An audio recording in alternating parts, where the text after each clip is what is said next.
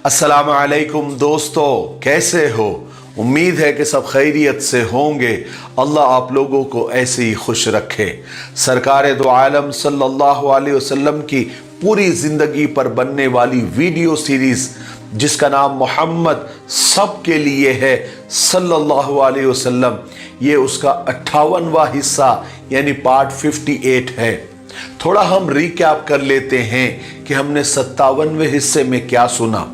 हमने 57वें हिस्से में सुना बदर सानी के बारे में, यानी दूसरी जंग बदर के बारे में कि वो किस तरह हुई।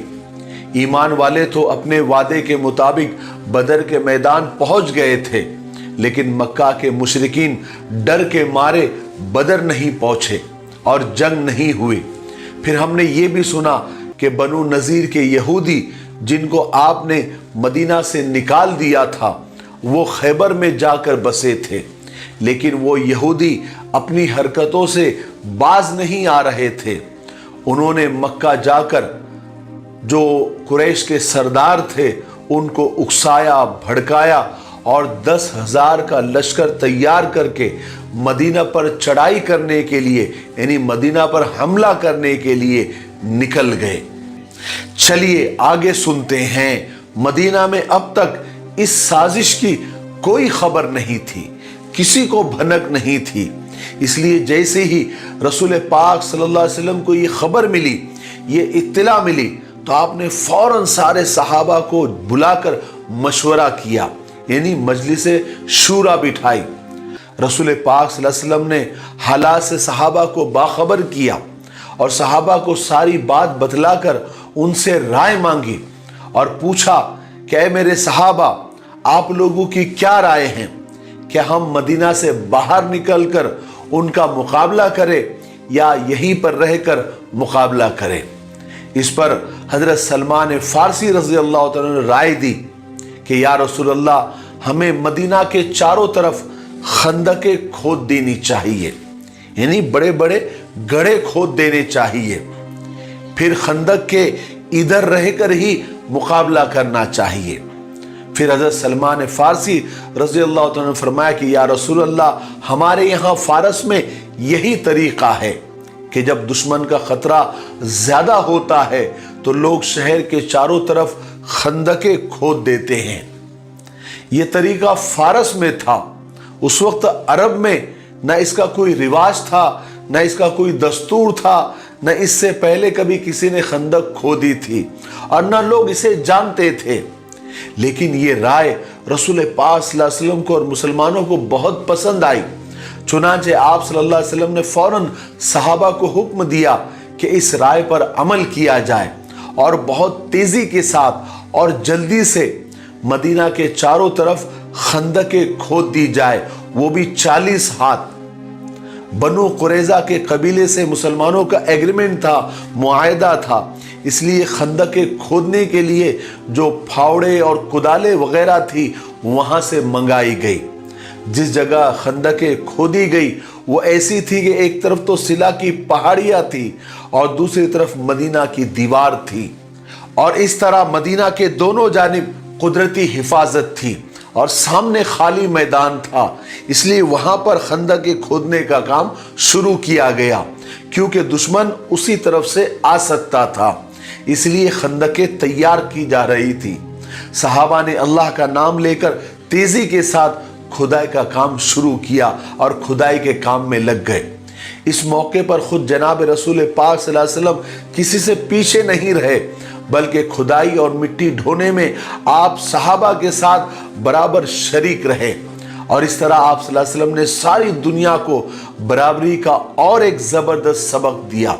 हालांकि आप सल्लल्लाहु अलैहि वसल्लम चाहते तो आराम से बैठ सकते थे, क्योंकि ये सिर्फ मिट्टी खोदने का तो ही काम था और सहाबा तो आपके एक इशारे पर जाने देने को तक तैयार रहते थे। और फिर सहाबा भी खुद चाहते थे कि आप सल्लल्लाहु अलैहि वसल्लम तकलीफ़ें ना उठाए, इसलिए कि हम जो मौजूद है। मगर हुजूर पाक सल्लल्लाहु अलैहि वसल्लम को ये गवारा नहीं था कि सारे मुसलमान मेहनत करें, तकलीफ़ें उठाए और आप उनके साथ शरीक ना हो। उधर خود رسول پاک صلی اللہ علیہ وسلم جب یہ کام کرتے تھے، محنت کے ساتھ کھدائی کرتے تھے، اور صحابہ جب یہ دیکھتے تھے تو صحابہ میں اور زیادہ جوش پیدا ہو جاتا تھا اور وہ پہلے سے بھی زیادہ کھدائی میں لگ جاتے تھے۔ حضرت سلمان فارسی رضی اللہ تعالیٰ عنہ کھدائی کے کام میں سب سے زیادہ مضبوط تھے۔ وہ تنہائی اتنی کھدائی کرتے تھے جتنے 10 آدمی مل کر کیا کرتے تھے۔ ایک روز جب حضرت سلمان فارسی خندق کھود رہے تھے تو ایک بڑی سی چٹان لگ گئی۔ حضرت سلمان فارسی اس پر بار بار کدال مار رہے تھے مگر وہ ٹوٹ نہیں رہی تھی۔ اتفاق سے اس وقت رسول پاک صلی اللہ علیہ وسلم قریب ہی موجود تھے۔ جب آپ صلی اللہ علیہ وسلم نے یہ منظر دیکھا تو آپ فوراً آئے اور خندق میں اتر کر حضرت سلمان فارسی کے پاس گئے اور کدال ان کے ہاتھ میں سے لی۔ اب آپ نے خود اپنے ہاتھوں سے چٹان پر کدال ماری تو ایک چٹان کا ایک بڑا سا ٹکڑا ٹوٹا اور اس میں سے ایک تیز قسم کی روشنی نکلی۔ پھر آپ نے دوسری مرتبہ کدال مارا، پھر ایک چٹان کا ایک ٹکڑا ٹوٹا اور اس میں سے تیز قسم کی روشنی نکلی۔ پھر تیسری مرتبہ یہی ہوا اور پوری چٹان ٹوٹ کر ریزہ ریزہ ہو گئی اور پھر اس میں سے روشنی نکلی۔ پھر حضرت سلمان فارسی رضی اللہ تعالیٰ نے حضور پاک صلی اللہ علیہ وسلم سے پوچھا کہ یا رسول اللہ، میرے ماں باپ آپ پر قربان، جب آپ کدال مار رہے تھے تو اس میں سے بہت تیز روشنی نکلی جو ہم نے دیکھی، تو یا رسول اللہ وہ کیا چیز تھی اور اس کا مطلب کیا تھا؟ آپ صلی اللہ علیہ وسلم نے پوچھا کہ سلمان، کیا تم نے وہ روشنی دیکھی تھی؟ تو انہوں نے عرض کیا کہ ہاں یا رسول اللہ، ہم نے سب نے وہ دیکھی۔ تب آپ صلی اللہ علیہ وسلم نے فرمایا کہ پہلی روشنی کے ذریعے اللہ تبارک و تعالیٰ نے مجھے یمن کی فتح عطا فرمائی، اور دوسری روشنی کے ذریعے اللہ تبارک و تعالیٰ نے شام اور مغرب کی فتح عطا فرمائی، اور تیسری روشنی کے ذریعے اللہ تبارک و تعالیٰ نے مشرق کی فتح عطا فرمائی۔ پھر ایک جگہ ایسا ہوا کہ کھدائی کرتے وقت بہت سخت پتھریلی زمین آ گئی۔ صحابہ نے بہت کوشش کی مگر وہ پتھر نہیں ٹوٹا۔ آخر رسول پاک صلی اللہ علیہ وسلم خود اس جگہ پہنچ کر کدال اپنے دست مبارک میں لی اور اس پتھر پر کدال ماری۔ کدال پڑتے ہی وہ پتھر ریت کی طرح بھرنے لگا۔ اس طرح رسول پاک صلی اللہ علیہ وسلم مسلمانوں کے ساتھ خود سخت محنت فرما رہے تھے، اور پھر ان معجزوں کو دیکھ کر مسلمانوں کے دلوں میں یقین، بھروسہ اور ایمان اور مضبوط ہو رہا تھا کہ اللہ تبارک و تعالیٰ اپنے نبی کو فتح ضرور عطا فرمائے گا۔ آخر ایک دن رسول پاک صلی اللہ علیہ وسلم اور مسلمانوں کی محنت سے تھوڑے ہی دنوں میں پوری خندق تیار ہو گئی۔ پھر کچھ دنوں کے بعد مشرکوں کا عظیم الشان سمندر کی طرح ٹھاٹے مارتا ہوا لشکر مدینہ کے سامنے پہنچ گیا۔ اس میں عرب کے سارے قبیلے شریک تھے اور وہ بڑی تیاریوں کے ساتھ لڑنے کے لیے آئے تھے۔ اس بار انہوں نے سوچا ہی تھا کہ اس بار مدینے کا اور محمد کا اور صحابہ کا کام تمام کر دیں گے، نعوذ باللہ من ذالک۔ قریشی لشکر مدینہ کے سامنے انہوں نے پڑاؤ ڈالا اور دوسرے کچھ قبیلوں کے لشکر احد کے قریب ٹھہرے، اور یہ سارے لشکر کو خندق کے بارے میں کچھ بھی معلوم نہیں تھا۔ اس لیے وہ سب یہ سوچ کر آئے تھے کہ جب مدینہ جائیں گے تو ایک دم حملہ کر دیں گے، مگر جیسے ہی لشکر کے لوگ مسلمانوں کی خبریں لینے کے لیے نکلے تو انہوں نے اپنے اور مسلمانوں کے درمیان، اپنے اور مدینہ کے درمیان ایک زبردست خندق انہیں نظر آئی۔ اس کو دیکھ کر مشرکوں کے لشکر کے تو ہوش اڑ گئے۔ عربوں کے لیے بالکل یہ نئی چیز تھی۔ اس کو دیکھ کر ان کا غصہ اور زیادہ بڑھ گیا، مگر وہ بالکل بے بس ہو گئے تھے۔ اس خندق نے ان کے ارادوں پر پانی پھیر دیا تھا، اور وہ ایک غصے میں ایک دوسرے سے کہنے لگے کہ یہ کیا ہے، یہ کون سی نئی چال ہے؟ خدا کی قسم ایسی چالیں تو عرب جانتے بھی نہیں تھے۔ انہوں نے یہ آئیڈیا اور یہ ترکیب کہاں سے لائی؟ ادھر مسلمانوں کو جیسے ہی دشمنوں کی پہنچنے کی خبر ہوئی تو فوراً اپنے کیمپ میں پہنچ گئے۔ اس وقت مسلمانوں کے لشکر کی تعداد 3000 تھی، اور مسلمانوں نے اپنی عورتوں کو کسی محفوظ مقام پر پہنچا دیا تھا۔ مدینہ میں رسول پاک صلی اللہ علیہ وسلم نے حضرت ابن ام مکتوم کو اپنا قائم مقام بنایا اور خود لشکر میں تشریف لے آئے۔ آپ صلی اللہ علیہ وسلم کے لیے الگ خیمہ لگایا گیا۔ مشرک دل میں خندق کو دیکھ کر آگ بگولا ہو رہے تھے، مگر وہ کچھ نہیں کر سکتے تھے۔ وہ بس روزانہ خندق کے قریب آتے اور پھر مایوس ہو کر چلے جاتے تھے۔ اس طرح کئی دن گزر گئے مگر جنگ نہیں ہوئی۔ وہ لوگ کبھی کبھی مسلمانوں پر تیر پھینکتے تھے مگر اس کے جواب میں فوراً مسلمان بھی ادھر سے تیر چلاتے تھے۔ اس طرح لڑائی تو شروع نہیں ہو سکی، مگر یہ کیا کسی مصیبت سے کم تھا کہ دشمن کے اتنے بڑے لشکر نے مدینہ کو چاروں طرف سے گھیر لیا تھا اور مسلمان اندر کے اندر بند ہو کر رہ گئے تھے۔ مسلمانوں کے لیے یہ ایک امتحان کا وقت تھا۔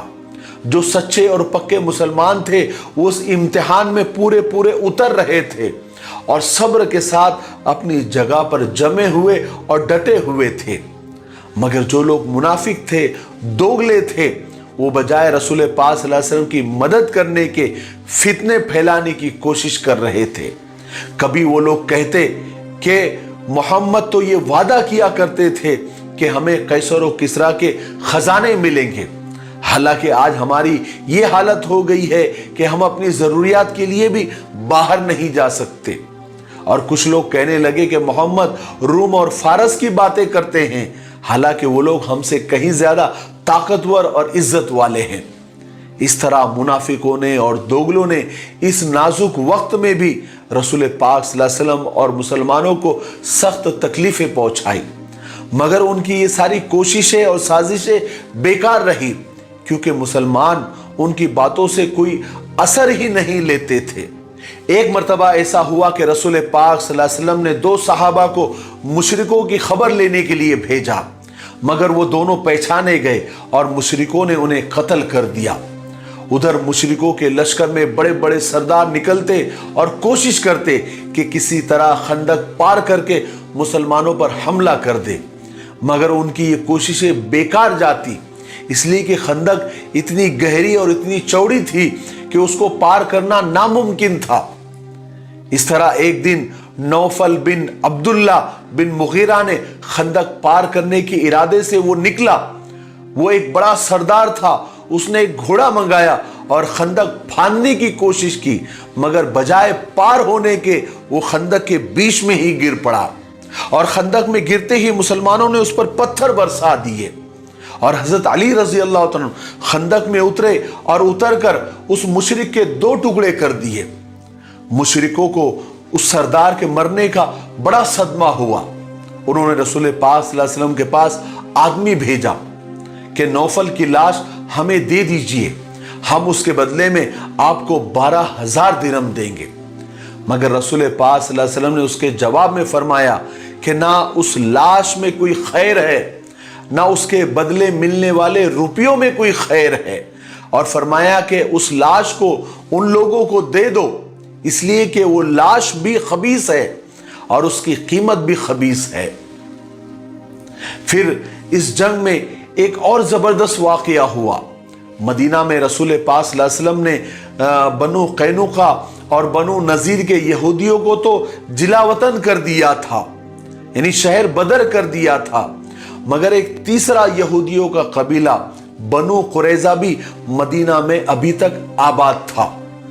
جس وقت حوی بن اخطب اور سلام بن مشکم وغیرہ مکہ گئے تھے، انہوں نے وہاں قریش کو اور سرداروں کو اور قبیلوں کو لڑائی کے لیے ابھارا تھا۔ تو حوی نے ابو سفیان سے یہ بھی کہا تھا کہ مدینہ میں ابھی بھی ہمارے قریظہ قبیلے کے یہودی موجود ہے اور وہ بھی ہماری ہی قوم سے ہے، اور جب ہم لڑائی کے لیے مدینہ جائیں گے تو وہ ہمارے ساتھ رہیں گے، ہمارا ساتھ دیں گے، اور اس قبیلے میں 700 لڑنے والے لڑاکو ہے۔ پھر جب یہ لشکر مدینہ کے قریب پہنچ گیا تو انہیں یہ خندق نظر آئی، تو ان کی ساری پلاننگ ہی بگڑ گئی، ان کی ساری باتیں ہی بگڑ گئی، کیونکہ خندق نے ان کے سارے ارادوں پر پانی پھیر دیا تھا۔ لیکن ابو سفیان نے حوی بن اخطب کو بلایا और कहा कि तुम अपनी कौम बनु कुरैजा के पास जाओ और उनसे कहो कि वो मुआहिदा, वो एग्रीमेंट तोड़ दे जो उन्होंने मोहम्मद से किया हुआ है। हुई बिन अख्तब ये सुनते ही यहूदियों के किले की तरफ रवाना हुआ। वो सीधा काब बिन असद की हवेली पर पहुंचा। काब बिन असद उस वक्त बनु कुरैजा का सरदार था। हुई ने यहां आकर दरवाजे पर आवाज दी। काब ने दरवाजा खोलने से इनकार कर दिया। हुई इसरार करता रहा, जबरदस्ती करता रहा, बार बार दरवाजा खटखटाता रहा, लेकिन काब ने अंदर से ही जवाब दिया कि अफसोस हुई, तू निहायत बड़ा कमीना आदमी है। और काब ने अंदर से कहा कि मोहम्मद से जो हमने मुआहिदा किया हुआ है, जो एग्रीमेंट किया हुआ है, वो मैं किसी भी तरीके से नहीं तोड़ूंगा, इसलिए कि मोहम्मद खुद बहुत सच्चे हैं और अपने वादे के बहुत पाबंद हैं, इसलिए मैं वो एग्रीमेंट, वो मुआहिदा नहीं तोड़ूंगा। हुई बिन अख्तब फिर भी मायूस नहीं हुआ, बल्कि वो दरवाजे के बाहर खड़ा रहा और इसरार करता रहा, बार बार दरवाजा खटखटाता रहा। एक बार तो उसने कहा कि काब तुम दरवाजा तो खोलो, मुझे तुमसे कुछ बात करनी है, लेकिन काब फिर भी अंदर से इनकार ही करता रहा। हुई ने फिर एक और चाल चली। उसने कहा कि काब खुदा की कसम मैं समझ गया हूं कि तुम दरवाजा इसलिए नहीं खोलते कि तुम्हें डर है कि मैं तुम्हारे यहां आकर खाना खा लूंगा। आखिर काब ने दरवाजा खोल दिया। हुई ने अंदर आकर काब से कहा कि बड़े अफसोस की बात है काब, मैं तुम्हारे लिए जमाने भर की इज्जत लेकर आया हूं। मैं कुरैशियों और गतफान के लश्कर को साथ लेकर आया हूं और उन्होंने मुझसे ये वादा किया है कि हम उस वक्त तक तुम्हारा साथ नहीं छोड़ेंगे जब तक कि मोहम्मद और उनके साथियों का किस्सा पाक नहीं कर लेंगे। नाउज़ बिल्लाह मिन ज़ालिक। ये सुनकर काब ने कहा कि खुदा की कसम, तुम मेरे वास्ते इज्जत नहीं बल्कि जमाने भर की जिल्लत और रुसवाई लेकर आए हो। मैं मोहम्मद से कभी भी बेवफाई नहीं करूंगा, इसलिए कि मैंने उनकी तरफ से हमेशा सच्चाई और वफा देखी है। लेकिन हुई बिन अख्तब जो कि पक्का इरादा करके आया था कि वो काब को मना कर रहेगा, वो बार बार इसरार करता रहा, जबरदस्ती करता रहा। और काब को सबसे ज्यादा डर इस बात का था कि अगर हुई बिन अख्तब का और मक्का का लश्कर हार गया तो ये तो सबके सब यहां से अपने वतन भाग जाएंगे और मेरी गद्दारी के जुर्म में रसूलुल्लाह मेरी गर्दन मार देंगे। हुई बिन अख्तब काब के इस डर को समझ गया तो उसने काब से वादा किया कि अगर कुरैश और गतफान के लश्कर मोहम्मद को कत्ल किए बगैर यानी हार कर वापस चले गए तो मैं साथ में नहीं जाऊंगा, मैं तुम्हारे किले में तुम्हारे पास ही रहूंगा और जो भी मुसीबत तुम पर आएंगी मैं उसमें शरीक रहूंगा। ये बात सुनकर काब राजी हो गया। था तो यहूदी ही, था तो इस्लाम का दुश्मन ही, चुनांचे उसने फौरन वो अहदनामा, वो एग्रीमेंट फाड़ दिया जो उसके और रसूल पाक सल्लल्लाहु अलैहि वसल्लम के दरमियान हुआ था। उसके बाद काब ने अपने कौम के दूसरे सरदारों को बुलाया और उनको ये बात बता दी कि अब हमारे और मुसलमानों के दरमियान कोई मुआहिदा और कोई एग्रीमेंट नहीं है। उधर जब रसूल पाक सल्लल्लाहु अलैहि वसल्लम को ये बात मालूम हुई कि बनु कुरैजा ने अपना मुआहिदा तोड़ दिया है, फाड़ दिया है और वो हमारे खिलाफ जंग की तैयारी कर रहे हैं, तो आप सल्लल्लाहु अलैहि वसल्लम को निहायत अफसोस हुआ और अफसोस के साथ साथ फिक्र भी हुई, क्योंकि ये बड़ा नाजुक वक्त था। एक तरफ तो इससे दुश्मनों को जबरदस्त मदद मिल जाएगी और बाहर वालों से लड़ना तो आसान है, मगर अंदर ही अगर गद्दार पैदा हो जाए तो ये सबसे बड़ी फिक्र की बात होती है। यही फिक्र रसूल पाक सल्लल्लाहु अलैहि वसल्लम को भी हुई। आज के लिए इतना काफ़ी है, इसलिए अब हम यहीं पर रुकते हैं। हालांकि आज का वीडियो ज़्यादा लंबा नहीं हो रहा है, मैं जानबूझकर कस्दन आज का वीडियो मुख्तसर और शॉर्टकट बना रहा हूं क्योंकि मेरी तबीयत ठीक नहीं है, आवाज़ बैठ रहा है। ये रिकॉर्डिंग भी मैंने कई बार गर्म पानी पी पी कर की है। मेरी सेहत के लिए दुआ भी करें, मेरी आवाज़ के लिए भी दुआ करें। और आने वाले 59वें हिस्से में यानी कल हम ग़ज़वे खंदक के ही वाक़यात को हम पढ़ेंगे اور غزوہ خندق میں جتنے بھی انسیڈنٹ ہوئے اور جتنے بھی واقعات ہوئے اور جنگ خندق کا رزلٹ کیا ہوا، وہ لڑائی کیسے ہوئی، یہ انشاءاللہ ہم کل تفصیل سے سنیں گے۔ تب تک آپ اس سیریز کے ویڈیو کو زیادہ سے زیادہ شیئر کریں، زیادہ سے زیادہ لائک کریں اور ہمارے ہمت اور حوصلے کو بڑھانے کے لیے اچھے کمنٹ ضرور کریں۔